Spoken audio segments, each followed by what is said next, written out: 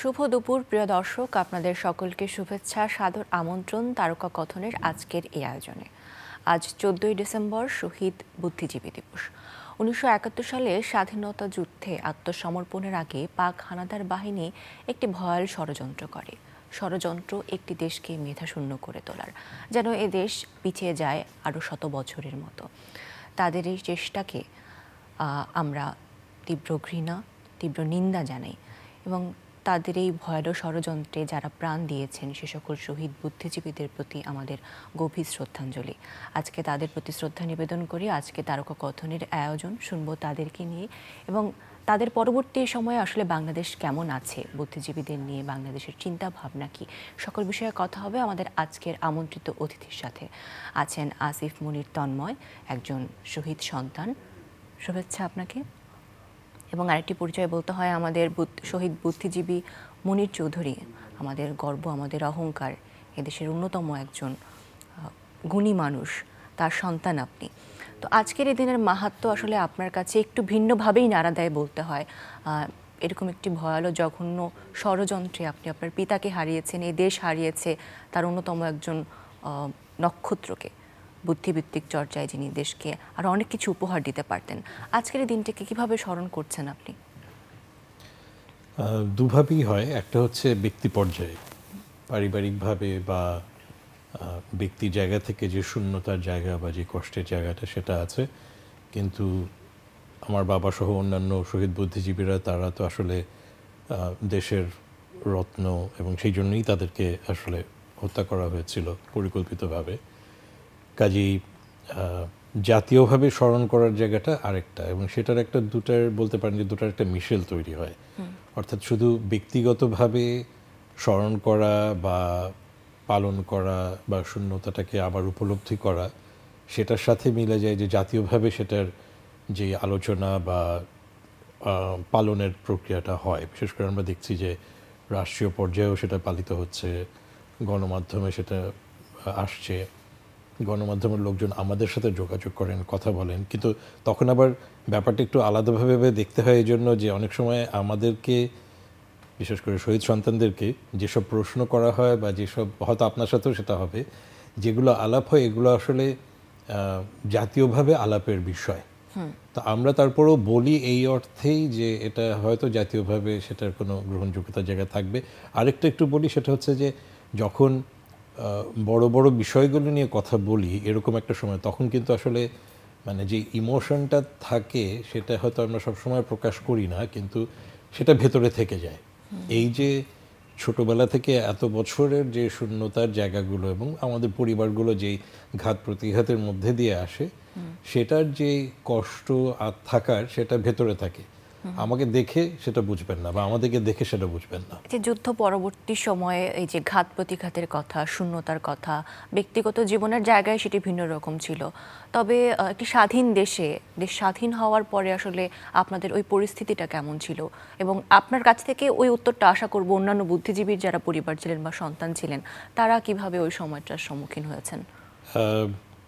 আমরা যদি ওভাবে চিন্তা করি যে দুটা বা তিনটা কয়েকটা অংশ আছে। একটা হচ্ছে যে বিশেষ করে ডিসেম্বরে যাদেরকে পরিকল্পিতভাবে তালিকা ধরে হত্যা করা হলো, সেটা বাস্তবায়ন হয়েছে মূলত 10ই ডিসেম্বর থেকে 15ই ডিসেম্বর পর্যন্ত, ঠিক 16 ডিসেম্বরের আগে পর্যন্ত।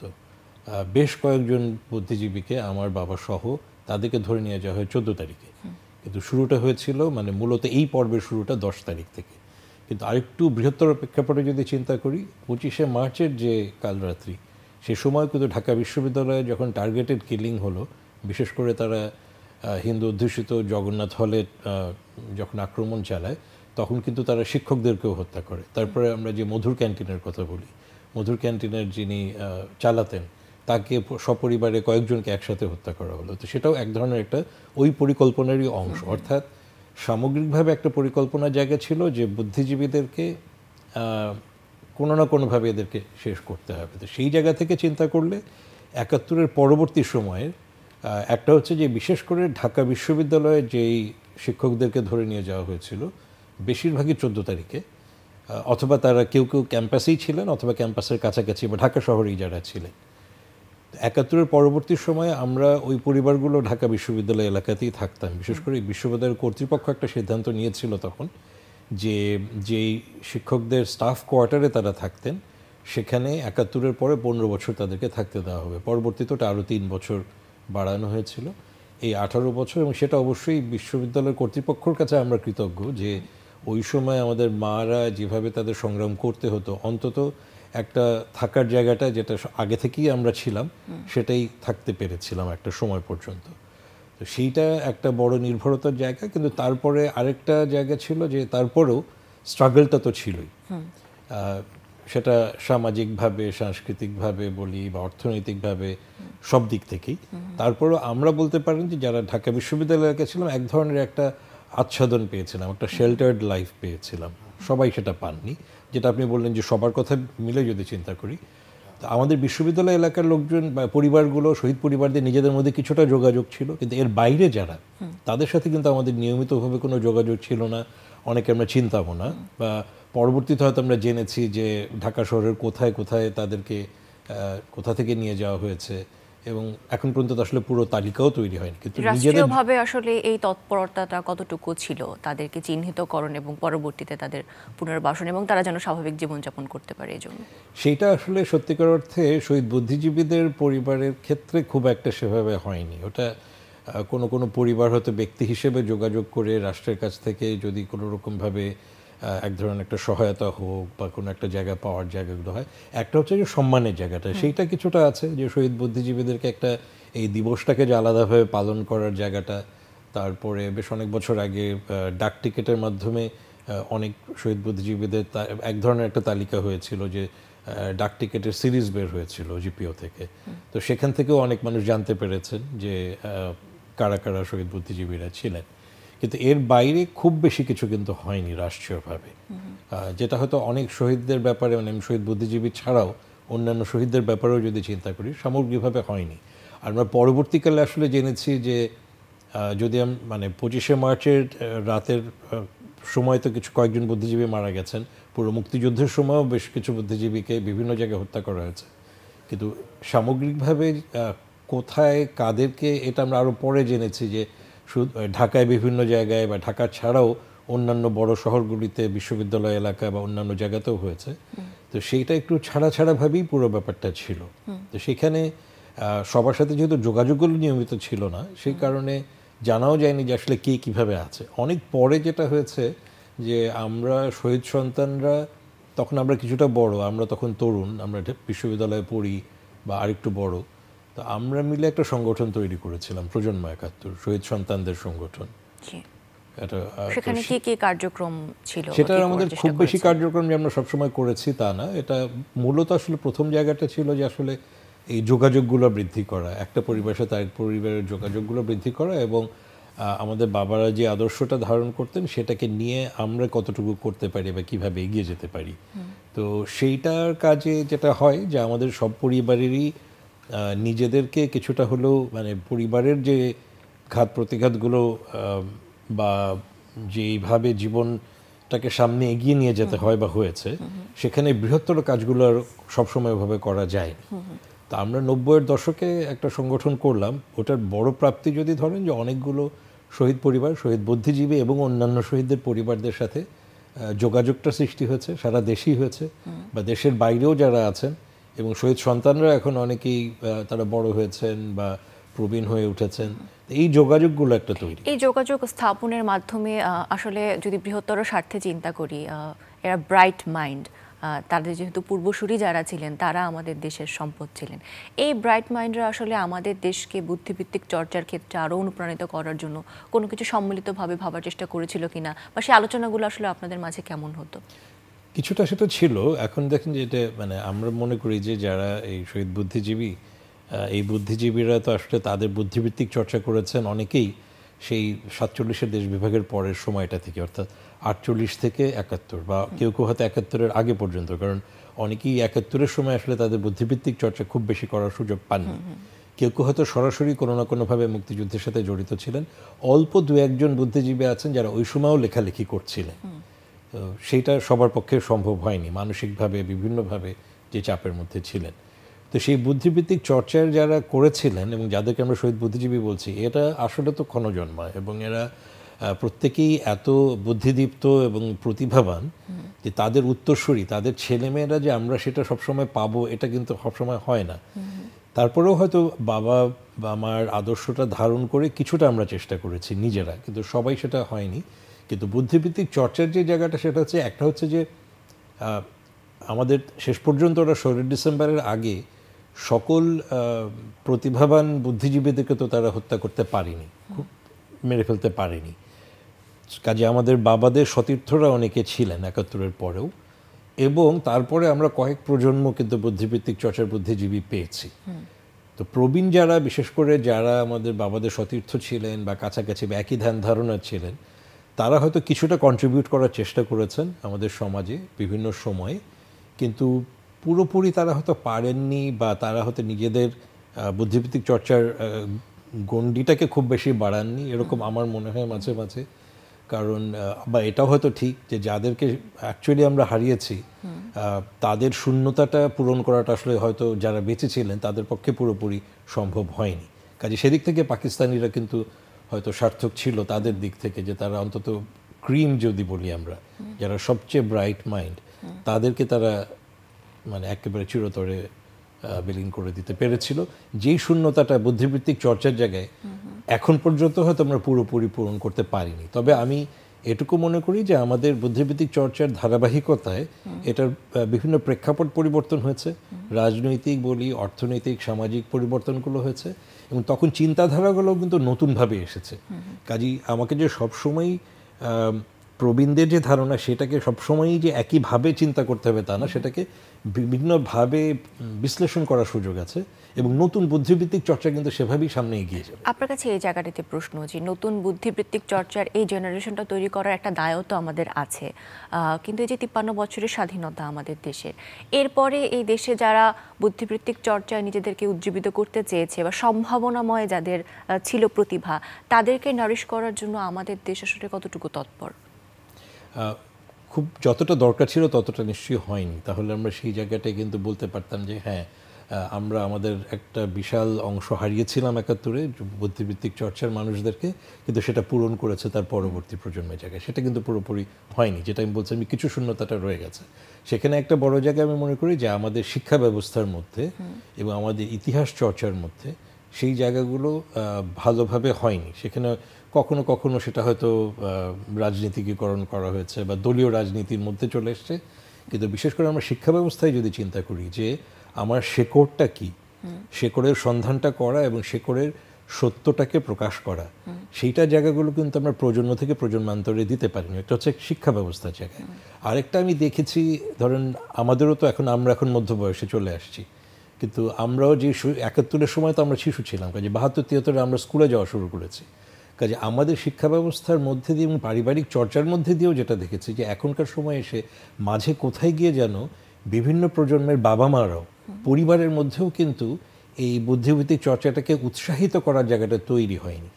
তাতে করে যেটা হয়েছে যে আমরা অনেক ক্ষেত্রেই খুব শর্টকাট জায়গায় চলে গেছি, এবং আমরা এই তথ্য প্রযুক্তি নির্ভর যে জ্ঞান চর্চা, সেটার অবশ্যই ভালো দিক আছে, কিন্তু আমরা সেখানেও একটা শর্টকাট জায়গায় চলে গেছি।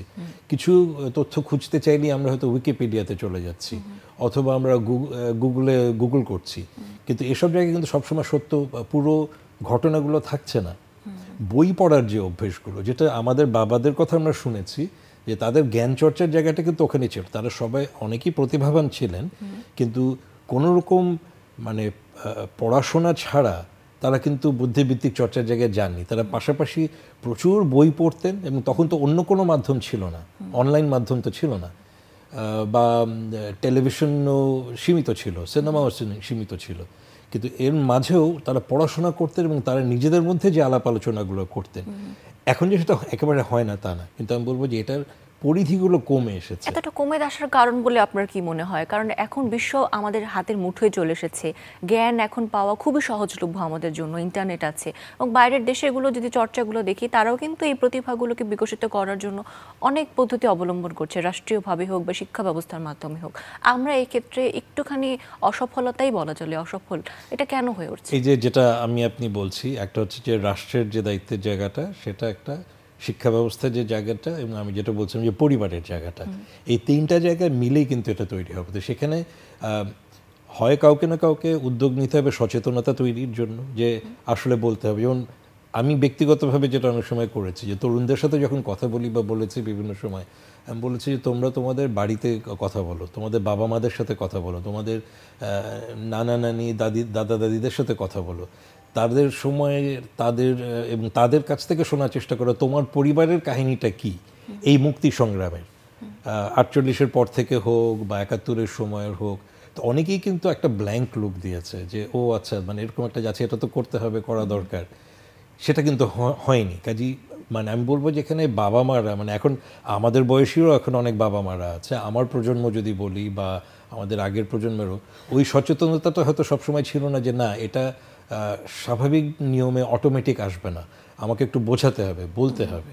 তো সেটা না বলতে বলতে ওটা একটা অভ্যেসের জায়গায় চলে গেছে, এবং সেখানে যেটা হয়েছে যে তরুণ প্রজন্ম নিজের মতো করে বোঝার চেষ্টা করেছে বা করে, এখনও করছে, যে তারা তাদের মতো করে আহরণ করছে। সেখান থেকে হয়তো অনেক সময়ই তারা ভালো জিনিসগুলো আহরণ করতে পারছে, নিতে পারছে, এবং তাদের মতো করে তারা বিশ্লেষণ করছে। তো সেইটার হয়তো ভালো দিক আছে যে তারা নিজেদের মতো করেই একটা বিশ্লেষণের জায়গা তৈরি করছে, কিন্তু একটু গাইডেন্সের বিভিন্ন সময় দরকার আছে। বিশেষ করে যদি এই বুদ্ধিভিত্তিক চর্চার জায়গাটা আমরা বলি, সেখানে অবশ্যই একটু যারা বিভিন্ন সময় এই বুদ্ধিভিত্তিক চর্চা করে এসেছেন এবং সেখানে এক ধরনের একটা ডিসিপ্লিনের মধ্যে দিয়েও অনেকে এসেছেন, এগুলো থেকে অবশ্যই শিক্ষণীয় আছে। সেখান থেকে হয়তো তরুণ প্রজন্ম তার মতো করে বাছ বিচার করে নিতে পারে যে ঠিক আছে, আমি এখনকার সময় এভাবে করব। আপনি যেটা বললেন যে হ্যাঁ, আমি অনেক জ্ঞান আহরণের জায়গাগুলো পাচ্ছি, কিন্তু সেগুলোকে যদি আমি কিভাবে আহরণ করব বা কোন জিনিসটা নেব, বা আসলেই কি এটা একটাই ন্যারেটিভ নাকি আসলে অনেকগুলো ন্যারেটিভ আছে, কোন ন্যারেটিভটা আসলে সত্যের কাছাকাছি, এইগুলো বোঝার জায়গা কিন্তু সবসময় তরুণদের হবে না, তাদের অভিজ্ঞতা কমের কারণে। অভিজ্ঞতা আহরণের ক্ষেত্রেও একটা প্রশ্ন থেকেই যায় যে বর্তমানে আসলে যারা সত্যিকার অর্থে প্রতিভার অধিকার এবং তারা আসলে ওই আর্থিক উপার্জনের ব্যাপারটা আসলে চলেই আসে ঘুরে ফিরে, তো এখন এটা খুব প্রায়োরিটি মানুষের জীবনে। এই জায়গাটাতে এনকারেজ না বলেই কি তারা বুদ্ধিভিত্তিক চর্চা বা প্রতিভা বা নিজের দেশকে জানা বা দেশের জন্য বুদ্ধিভিত্তিক কিছু করা, এই আগ্রহটা একটু কম? সেটাও হয়তো পুরোপুরি না। আমার যেটা মনে হয় সচেতনতার জায়গা। কারণ দেখেন, আপনি যদি চিন্তা করেন যে যারা আমাদের দেশ থেকে বাইরে পড়াশোনা করতে যায়, সেখানে মূল্যায়নটাও তো সেরকম এই জন্য যায়, তারা ভাবে যে দেশের বাইরে এই কাজটিতে যে মূল্যায়ন আছে, দেশে সেই কাজটি সেই মূল্যায়ন নেই।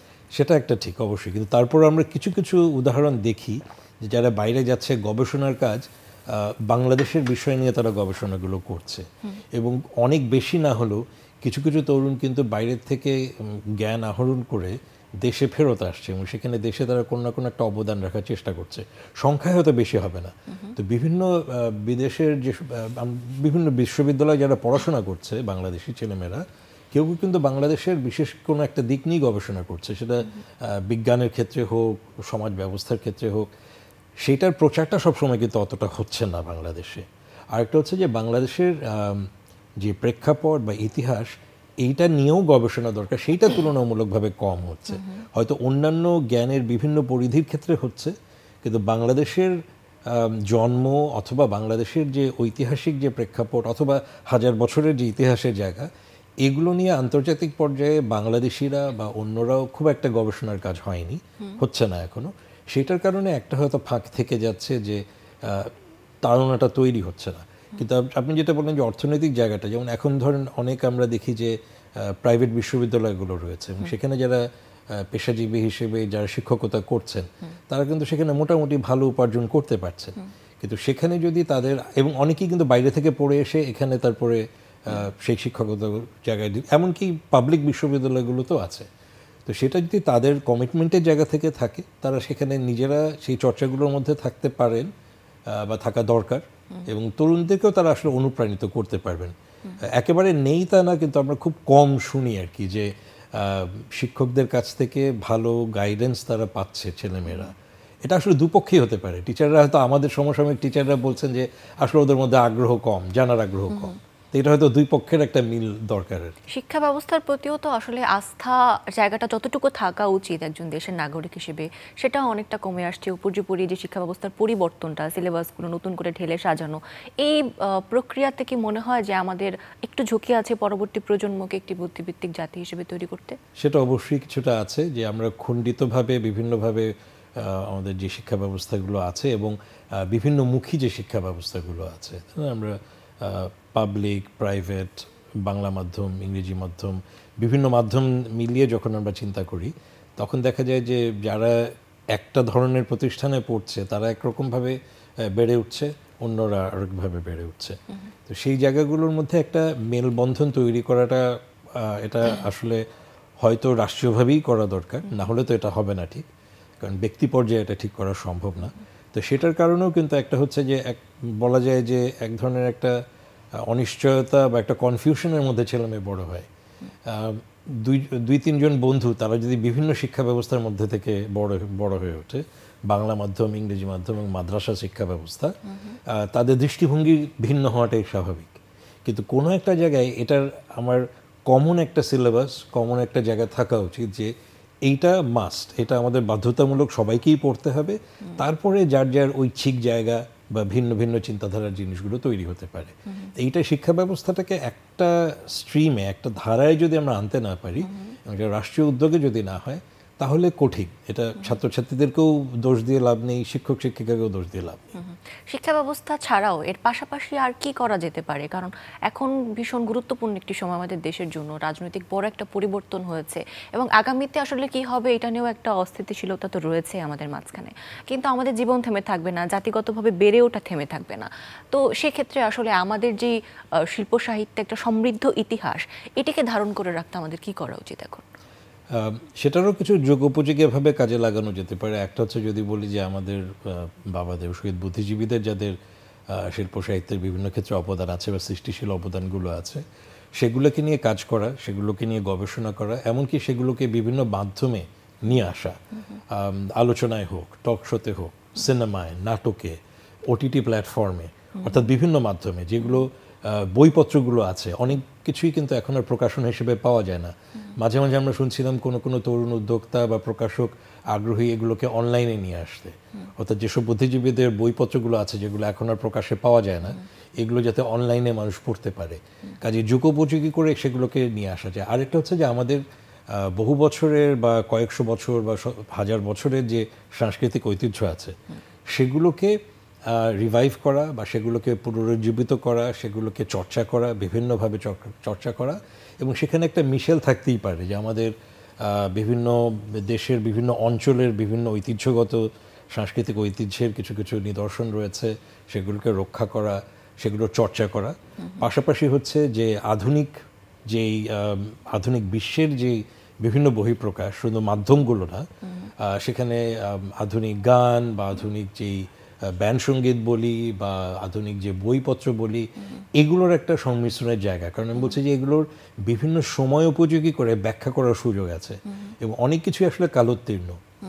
তখন আমরা চিন্তা করতে পারি যে একটা গান বা একটা নাটক যেটা হয়তো 100 বছর আগে হয়েছে, এখনো সেটা করা সম্ভব, সেটাকে যদি একটা নতুন ব্যাখ্যা তৈরি করা যায় বর্তমানের প্রেক্ষাপটে। এবং তরুণদের মধ্যে কিন্তু সেই ধরনের প্রতিভাবান ছেলেমেয়েরা আছে। তারপর আমরা ফ্যাশন বলি, বিভিন্ন জায়গায় আমরা দেখছি যে মাঝে মাঝে হঠাৎ করে আমরা বিচ্ছুরণ দেখি। এমনকি আমরা এর মধ্যেও দেখলাম যে এই যে আন্দোলনটা হয়ে গেল, আন্দোলনের ডিজাইনের উপরে আমাদের মডেলরা বাইরে গিয়ে যখন মডেলিং করেছে বা প্রতিযোগিতায় অংশগ্রহণ করেছে, সেখানে শাড়ির মধ্যে সেই আন্দোলনের কথাগুলো চলে এসছে, হ্যাশট্যাগুলো দেওয়া হয়েছে। এরকম বিভিন্নভাবে বিভিন্ন সময়কে ধারণ করে বিভিন্ন ব্যাখ্যা দেওয়া সম্ভব এবং সেইভাবে আমাদের সাংস্কৃতিক ঐতিহ্যগুলো একটু নির্জীব হয়ে আছে, এটাকে আবার একটু ওঠাতে হবে।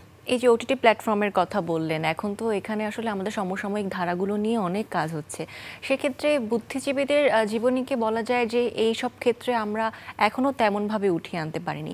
একটা সিনেমার মাধ্যমে কি সম্ভব মনে হয় যে বুদ্ধিজীবীদেরকে আরও বিশ্বদুয়ারে, আমাদের যে একটা সমৃদ্ধ ইতিহাস ছিল এবং যারা আমাদের সাথে ছিলেন তাদেরকে ফুটিয়ে তোলা? একটা না, মনে করি যে সিনেমা হলে অনেকই হওয়া উচিত, তবে যেটা দরকার সময় বা যুগের কথা চিন্তা করলে যে শুধুমাত্র প্রামাণ্য ধরনের না, ডকুফিকশন হোক বা বিভিন্নভাবে যেখানে নাটকের মতো করে কাহিনীর মতো করে বলা যায়, একটা হচ্ছে যে জীবনীর জায়গাগুলো, কিন্তু সবচেয়ে বড় ব্যাপার হচ্ছে যে বুদ্ধিজীবীদের আসলে তো অনেকেরই লেখালেখির কাজের সাথে যুক্ত ছিলেন, অনেক লেখা তাদের প্রকাশিত হয়েছে। এটা আমি গত কয়েকদিন ধরে আসলে বলছি যে এইগুলোকে সামনে নিয়ে আসা দরকার, কারণ এগুলো নিয়ে কখনো পাঠ হয় না। আমি নিজে সামনে নিয়ে আসতে আসলে কারা কাজ করতে পারে এই ক্ষেত্রে? এটা আপনি যেটা ওটিটি প্ল্যাটফর্ম বললেন সেখানে হতে পারে, যেমন সেখানে কিছু ধারাবাহিক তৈরি হতে পারে, যে গল্প উপন্যাসগুলো আছে বুদ্ধিজীবীদের সেগুলো নিয়ে, অথবা তাদের জীবনী ভিত্তিক হতে পারে, অথবা সেগুলো থেকে নতুন করে গান লেখা হতে পারে একদম অনুপ্রাণিত হয়ে, সেগুলো থেকে কবিতা লেখা হতে পারে, তাই না? কবিতা কিন্তু মাঝে মাঝে কেউ কেউ লিখেছেন হয়তো কোনো বুদ্ধিজীবী সম্পর্কে, কিন্তু পরবর্তীতে সেটা হয়নি। তো আমি বলছি যে চর্চাটা যদি হয় তাহলে, এবং এখনো ধরেন এই বুদ্ধিজীবীদের উত্তরসূরিরা আমরা এখনো আছি, আমাদের মোটামুটি নলেজের মধ্যে কিন্তু আছে কোথায় গেলে কিভাবে এসব বুদ্ধিজীবীদের, কারো হয়তো ডায়েরি আছে, প্রকাশিত হয়েছে, অপ্রকাশিত আছে, অথবা বইপত্রগুলো হয়তো এখন আর প্রকাশনা আকারে নেই, কিন্তু ব্যক্তিগত সংগ্রহে আছে। কাজেই শহীদ পরিবারদের সাথে যোগাযোগ করলে, তরুণ প্রজন্ম যদি কাজ করতে চায়, আমাদের এখন একজন প্রতিভাবান মানুষ বাংলাদেশ শিল্পকলা একাডেমির দায়িত্বে আছেন, আমিও নাট্যকর্মের সাথে যুক্ত কিছুটা, তো সেরকমভাবে শিল্পকলা একাডেমি আছে, বাংলা একাডেমি আছে, এসব জায়গার মাধ্যমে, এবং আমাদের চারুকলা বলি, সব জায়গা থেকে সোর্স ব্যবহার করে আসলে বিভিন্ন সোর্স ব্যবহার করে নতুন নতুন সৃষ্টি তৈরি করা যেতে পারে। অনেক ধন্যবাদ আপনাকে আজকের আয়োজনে অংশ নেওয়ার জন্য। দেখা হবে আগামীতে আবার আপনার সাথে, সে প্রত্যাশা নিয়ে বিদায় নিই। প্রিয় দর্শক, আপনাদের থেকেও বিদায় নিব। আবার আমাদের শহীদ বুদ্ধিজীবী সকলের প্রতি আমাদের গভীর শ্রদ্ধা। এই ইতিহাসকে যেন আমরা ধারণ করতে পারি নিজের হৃদয়ের মাঝে, তাদেরকে ধারণ করতে পারি, সে প্রত্যাশাটি রেখে আজকের আয়োজন থেকে বিদায় নিচ্ছি। ভালো থাকবেন।